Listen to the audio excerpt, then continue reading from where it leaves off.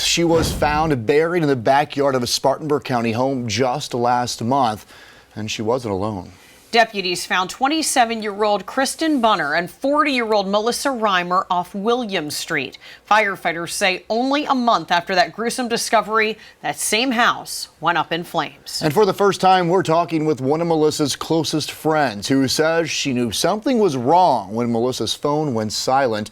And there are still a lot of unanswered questions here, and Fox Carolina's Shale Remien is digging into this case. Right, she joins us live in the newsroom. So, Shale, what did Melissa's friend say about her?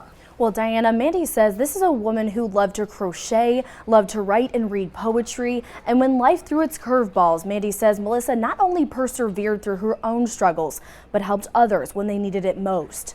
When Mandy found out that the godmother to her sons had been murdered, the question still weighing on her tonight is why. Hope everything goes good with you and your surgery. I guess Jonathan or somebody call me and let me know how everything is afterwards. Okay.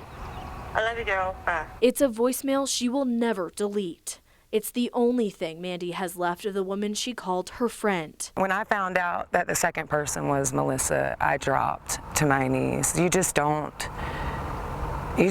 get over that feeling. She saw images cover her screen of investigators searching a home on William Street. Cadaver dogs, yellow tape, and blue lights uncovered 2 women buried in the backyard. It's cringeworthy. It's devastating. It just drops your heart into your toes. Spartanburg County deputies uncovered 27-year-old Kristen Bunner first. A lifetime, 30 years, 40 years, 50 years, 60 years cannot prepare you to lose someone in that manner. And then a familiar name followed, 40-year-old Melissa Reimer, a friend's name she was used to seeing pop up on her own screen. But I had seen a guy when I was on the FaceTime with her pass by that camera, and just seeing it now in hindsight, I can kind of... Probably gives you the chills. It makes me sick. That guy in the FaceTime video Mandy believes was Christian Hurlbert, the man deputies say killed Melissa and then helped Jonathan Galligan bury Kristen Bunner. She called him Chris, not Christian. And even when I asked her for his name, she had to really think on it. But yeah, she didn't know this guy at all. Mandy still doesn't understand how or why this mother and friend was with someone she didn't know.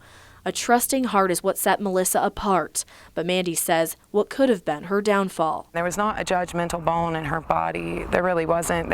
She only ever understood. She only ever cared. She really was resilient, but she was still so strong and poised. These are qualities Melissa left behind, and Mandy hears them every time she plays her last voicemail.